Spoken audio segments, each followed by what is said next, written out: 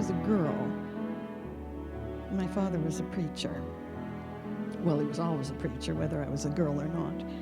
But when I was little, he was a violinist, not professional, amateur, but he wanted me to play the violin. So he set me up with this music stand and the violin and the bow and the, chin shoulder pad and music and whatever else. And he gave me my first lesson. 3 days later, feeling like I have an auditory sensory preference, and I mean, that sound right here was just about to drive me round the bend. 3 days later, I walked into his office and I said, "Dad, I love you. I honor that you play the violin. I'm really pleased that you wanted me to learn to play the violin. But I don't think it's my instrument." That's what I wish I'd said. I walked into his study and I put the stuff down on the desk and I said, "I'm done. The violin is not my instrument." And he looked at me and he said, "Well, Arleen, I think I have to agree with you." He says, "I was wondering how many more days of that sound I could stand." So he bought me a vibra-harp, and that worked a whole lot better. All right, loss, grief, and recovery. From a brain perspective, I love, love, love learning about the brain. The more I learn, the less I know. The brain is just amazing. And everything starts in the brain. The brain can only do what it thinks it can do.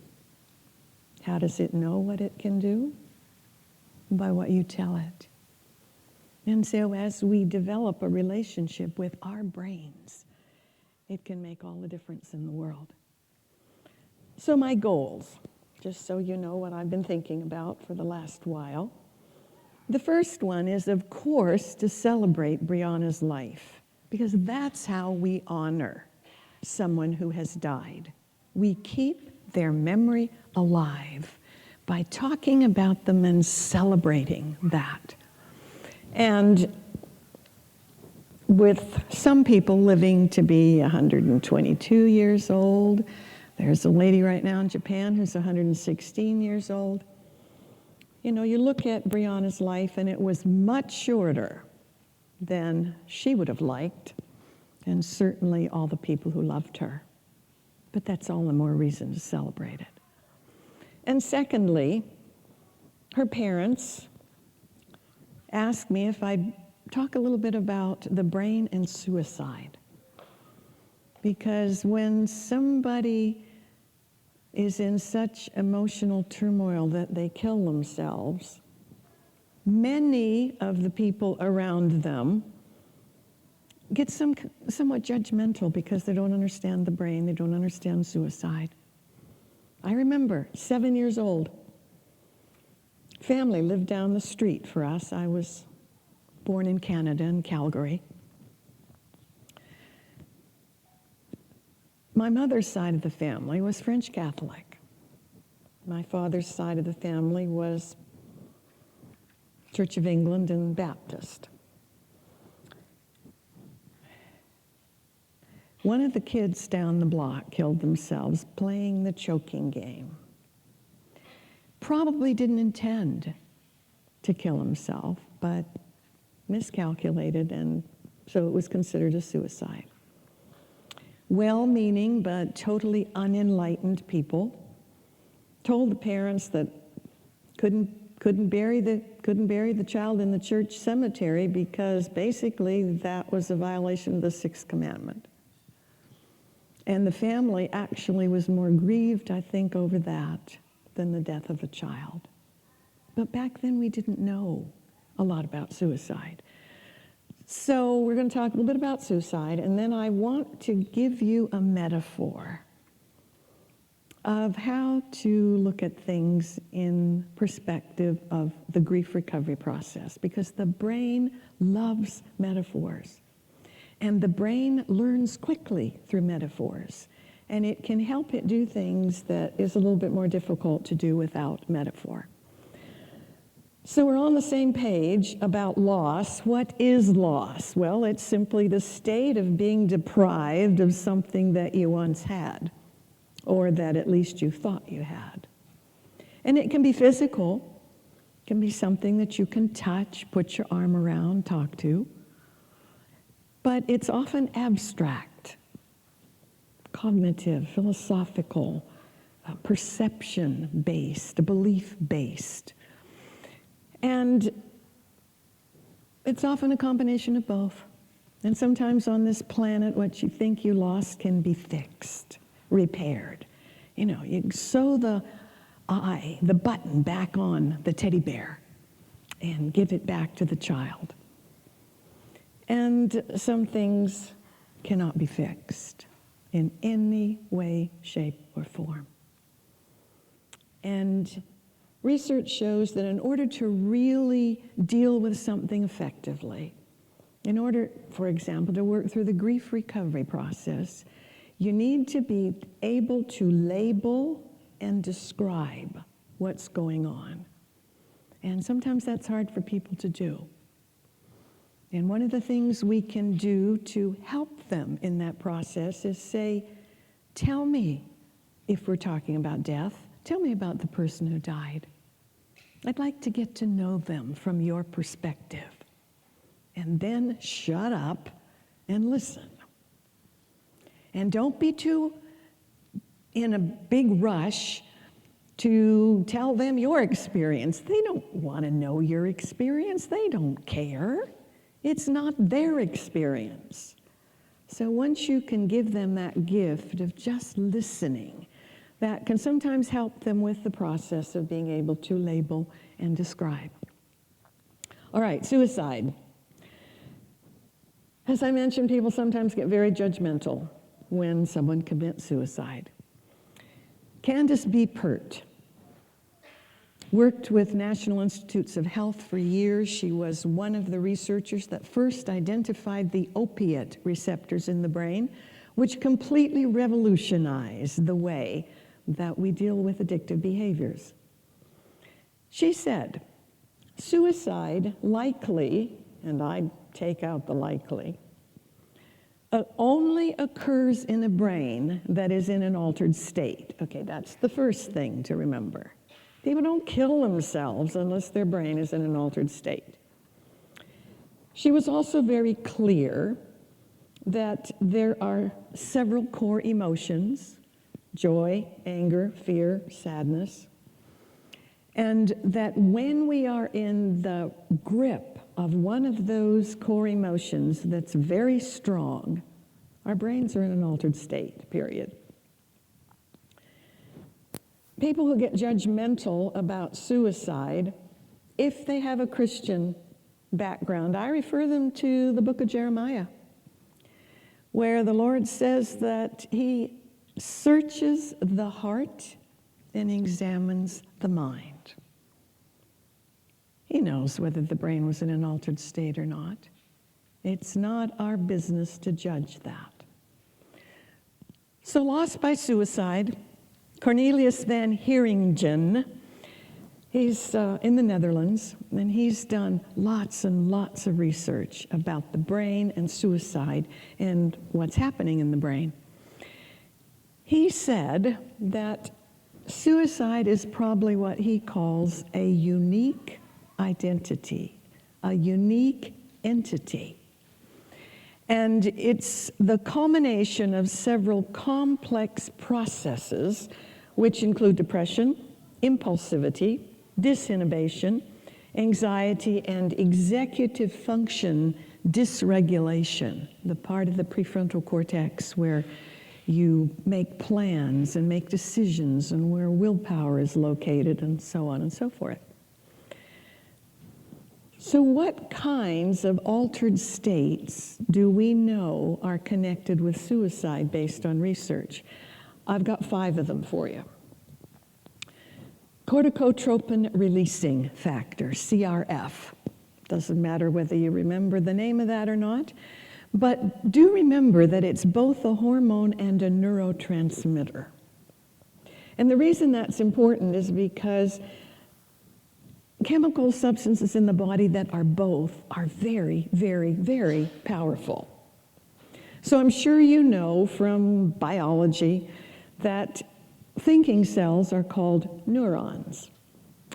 And neurotransmitters are substances that move information from one neuron to another, to another, to another. And that's all thinking is. Moving a little bit of information from this neuron to this, to that, and so on. So something that's a neurotransmitter is going to impact every single neuron in your brain and body. In your brain, in your spinal cord, in your spinal column. It's going to impact every neuron in your heart, every neuron in your solar plexus, every neuron in your gut, your gastrointestinal system, and there may be as many neurons in your gut as there are in your brain. So a neurotransmitter is going to impact every one of those cells. But it's also a hormone. So you think about testosterone, estrogen, other hormones. A minuscule fraction of a drop of that hormone will affect every other cell in your body. And you know what an overdose of testosterone can do. And you know what an overdose of estrogen can do. And you know what happens when there's not enough of either one. And you know that both male and female bodies have the same hormones. The only difference is in their relative level, the amount.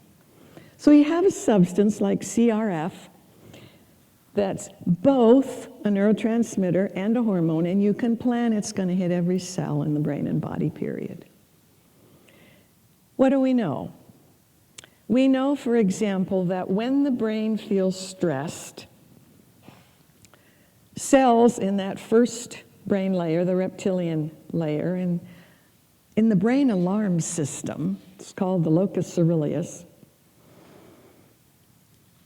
it puts out tremendous amounts of CRF. And now that CRF goes all through the brain and the rest of the body. And it goes by messengers, one of which is norepinephrine, or noradrenaline, which is, how will I put it? It's another hormone neurotransmitter substance. So you're getting all of these powerful substances going in the brain and body.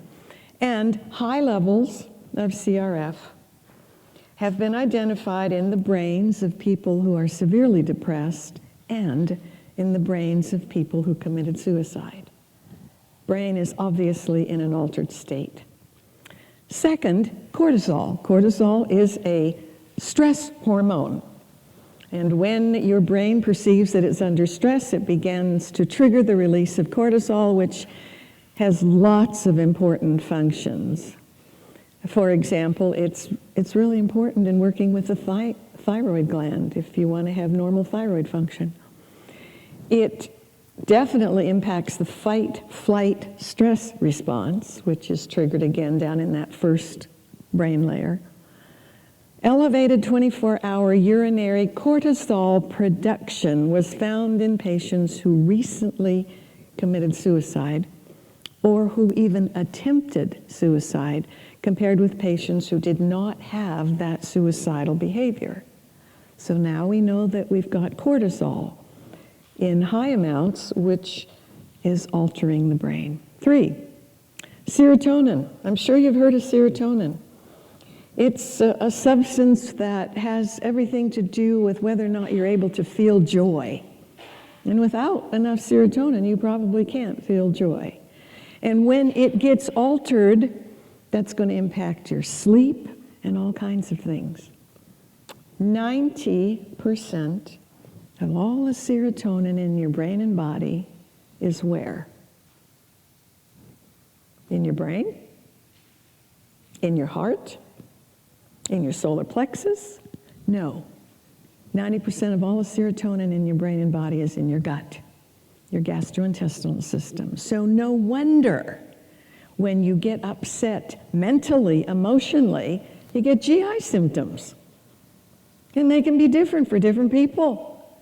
You know, diarrhea, constipation, irritable bowel syndrome, who knows? Because of all those neurons in your gut.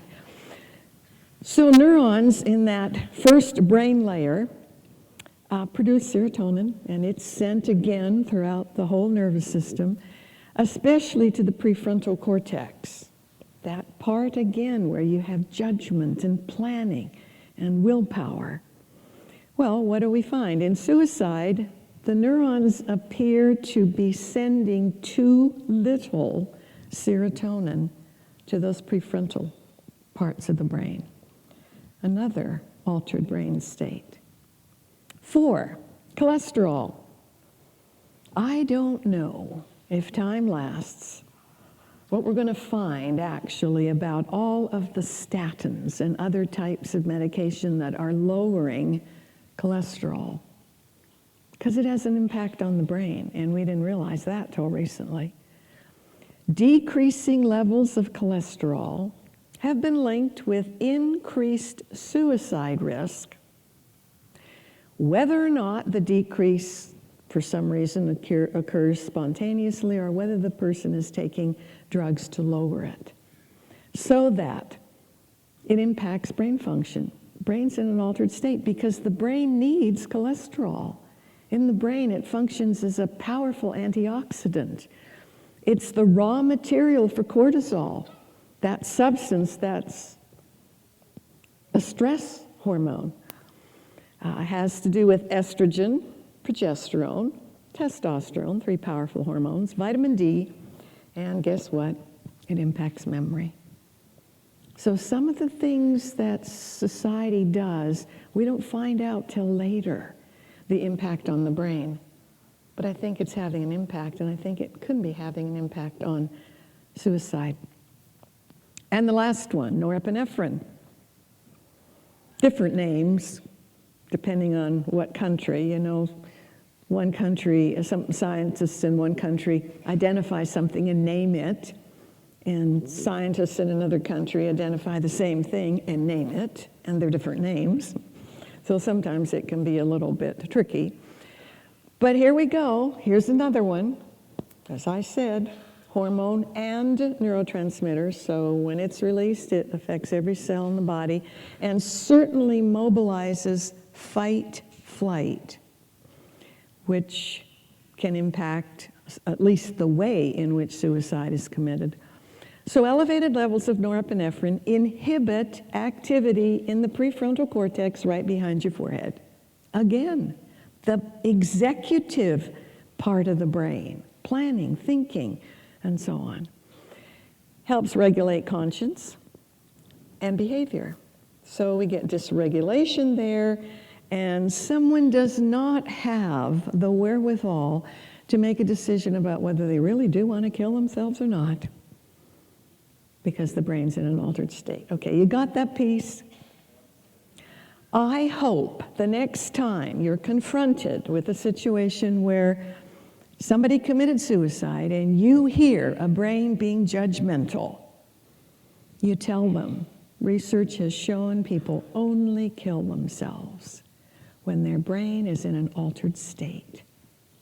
And Scripture's really clear that judgment belongs to God, not to us. So grief recovery. A couple of things about grief recovery. There's no way that I'm going to be able to cover grief recovery. So this week, I wrote a couple resources that you're welcome to access anytime you want to. I wrote an article called The Grief Recovery Pyramid, and that's a picture of the grief recovery pyramid and explains the different stages the brain goes through when it gets the shock of somebody that you care about dying. And I wrote a mini monograph on loss, grief, and recovery, and that's available on my website too. So I'll let you use those resources as you see fit, because what I'd like to do next is just make a couple of comments about grief and then give you a metaphor. Grief, loss, and the grief related to it can be cumulative. It's important, I believe, to understand that. Because sometimes you get a big loss, the death of someone you love, but every human being on this planet has little losses all along the way.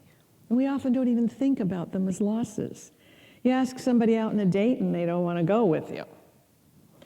Or you flunk a class in school.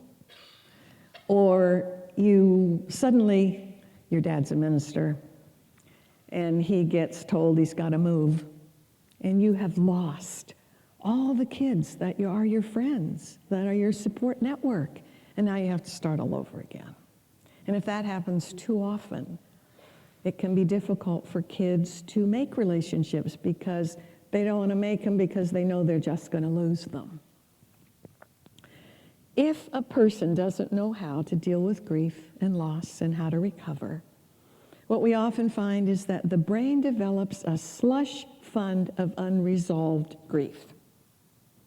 And how you see that acted out is some tiny thing will happen.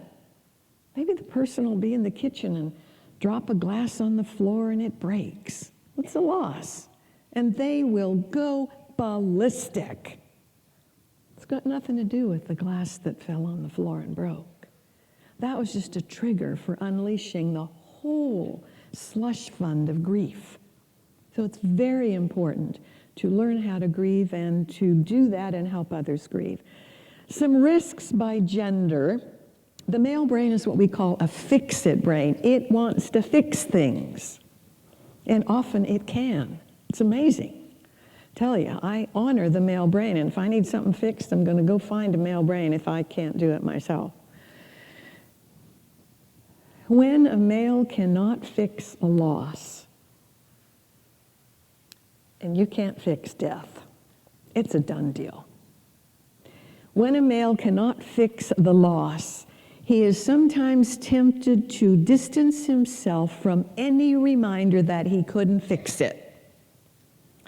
And he may leave emotionally the people in his family. He may leave physically the people in his family.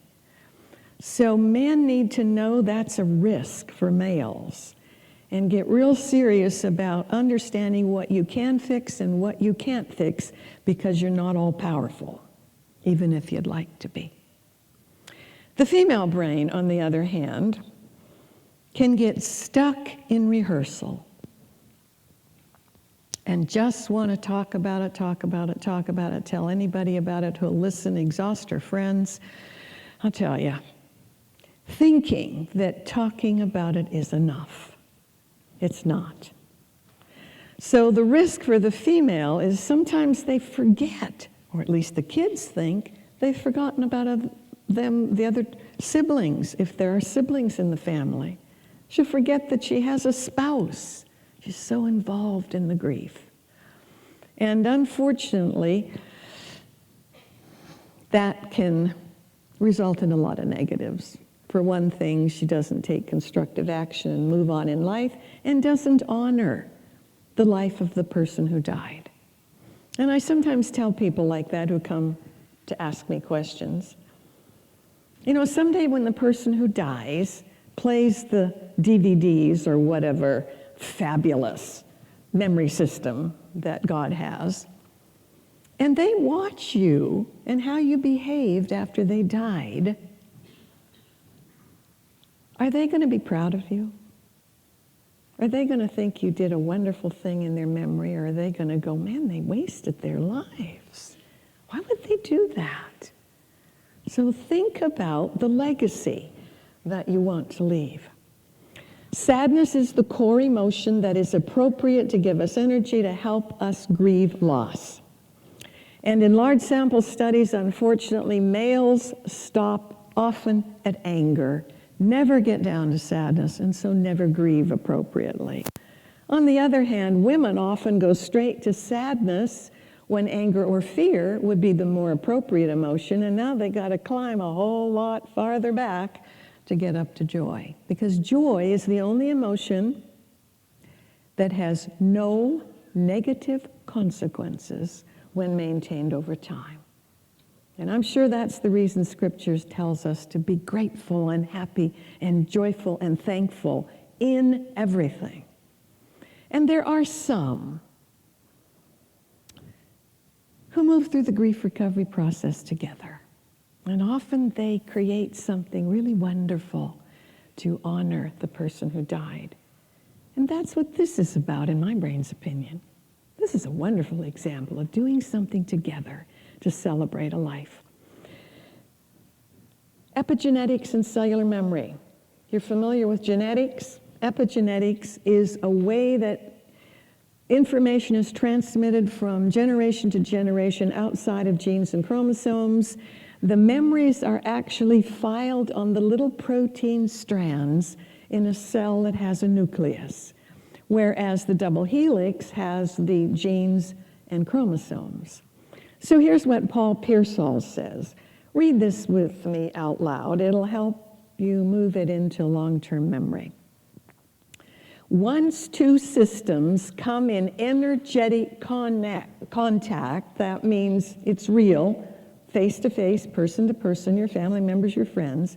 Once those two systems come into contact, they are connected forever by the infinite cellular memory of their connection.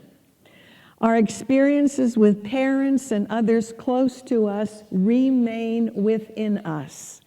Cellular memory is a form of energy, as with matter.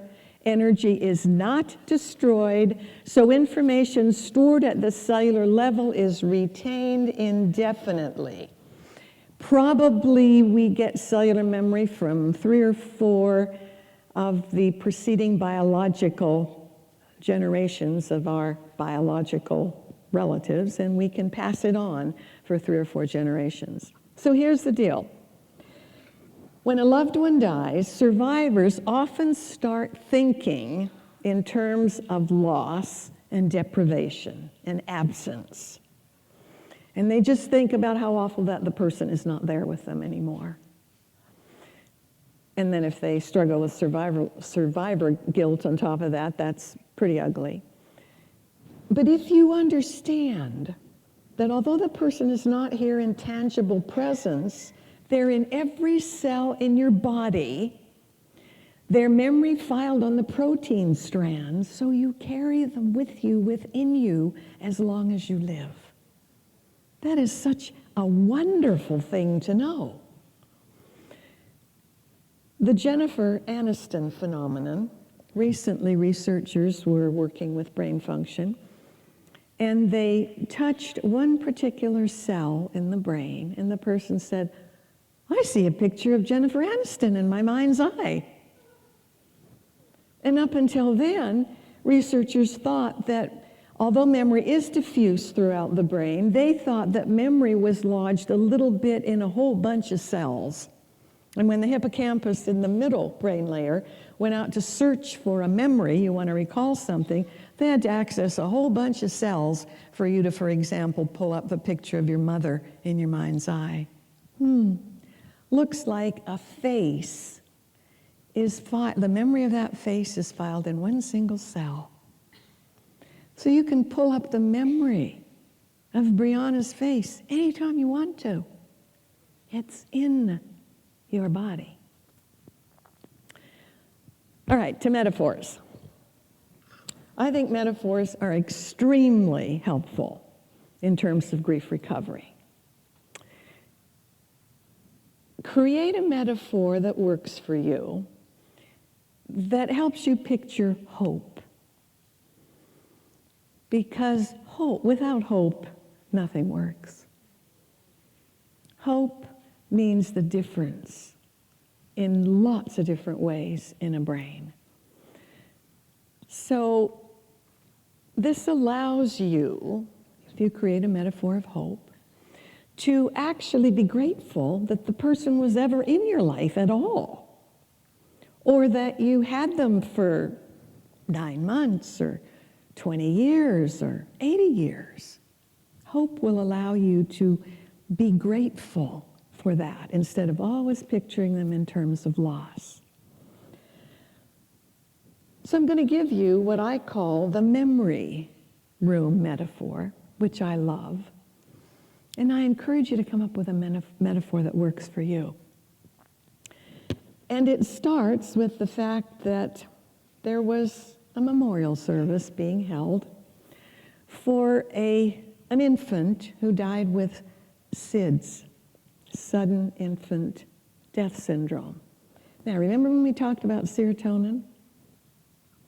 We now have research that in the brain of a baby who dies from SIDS, there's likely a serotonin dysregulation.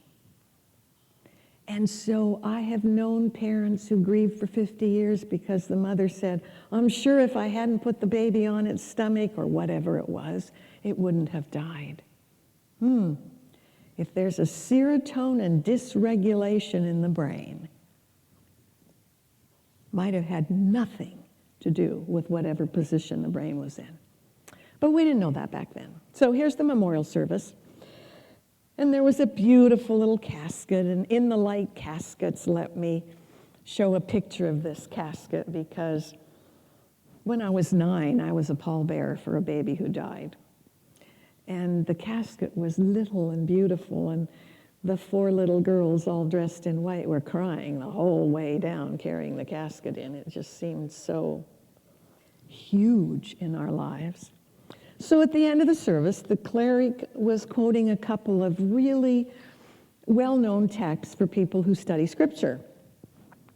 And he talked about the one in Thessalonians where the Apostle Paul is encouraging people by saying, we don't have to grieve like people grieve who have no hope, because we got hope.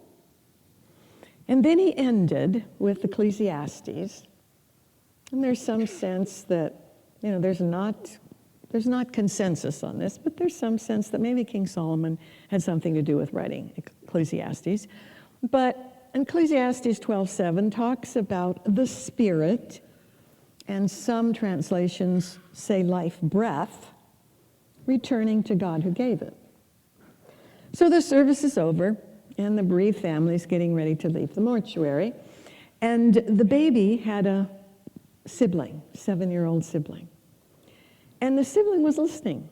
And the sibling goes up to the cleric and says, you said that the spirit goes back to God. Where does God keep the baby's spirit? I want to know. And the cleric, who was a bit unprepared for that question, said, probably in God's memory room, and thought that would answer the question. And the child, as many children are, was very persistent and said, what does God's memory room look like? I want to know. And the cleric said, why don't you just picture in your mind's eye the most beautiful room you have ever seen in your whole life, and then imagine that it's even better than that. And so the child was thinking about that, and the mother interrupts and says, we don't believe in God. And the cleric was, I think, brilliant, and said, you don't have to believe in God. You don't have to believe in a higher power to help your child have a metaphor of where the baby's spirit is. And if you think about yourself, when I think about somebody, I think of them in the environment where I last saw them. So I've had some good friends, and I think about them, and I see them in their home, and then they write and say they've moved. So I think about them, but I don't know where to put them. There's no place to put them. They're not where they used to be. And I'll sometimes say, send me a picture of your new place. I need some place to put you. So that when I think of you, I see you somewhere. You're not just floating out nebulously around up there somewhere. Well, that's even more important to children whose brains are still quite concrete. So the mother said, oh, we believe in a higher power. I just don't believe in the God I grew up believing in, who was very vengeful. And the cleric said, I don't believe in that kind of God either. Why don't you call the room whatever you want, but give the child a picture in the brain of where the baby's spirit is, so there's not anxiety about wondering where it is. So about this point, the child suddenly says, I know, I got it. The Amber Room. We saw a DVD of the Amber Room at school. It has the most beautiful room I've ever seen. And some of you may have seen that in Catherine's Palace outside of St. Petersburg. And the child said, now I know where her spirit is, I can relax. I'll imagine God's Amber Memory Room is just around the corner. When Henry Scott Holland wrote Death is Nothing at All, or my favorite title, which is sometimes used, which is All Is Well, history says he didn't intend to write a poem. It was just something that he included in his sermon when King Edward VII was lying in state in Westminster Abbey. And one time when I said that, a child put up their hand and said, were you there when King Edward VII was laying in state in Westminster Abbey? I said, no, I wasn't there in person. So I want to share what he wrote with you because I think it is an absolutely beautiful metaphor and not inconsistent with what many people believe about death and dying. And this is what I trust, that the spirit of Holland's words would be what Brianna would want for all of the people who love her. So I like picturing her spirit, her life's breath, in safekeeping in God's Amber Memory Room, just around the corner. Death is nothing at all. It does not count. I have just slipped away into the next room. Nothing has happened. Everything remains exactly as it was. I am I, and you are you. And the old life we lived so fondly together is untouched, unchanged. Whatever we were to each other, that we still are. Call me by my old familiar name. Speak of me in the easy way which you always used. Put no difference in your tone. Wear no forced air of solemnity or sorrow. Laugh as we always laughed at the little jokes that we enjoyed together. Play, smile, think of me, pray for me. Let my name be ever the household word that it always was.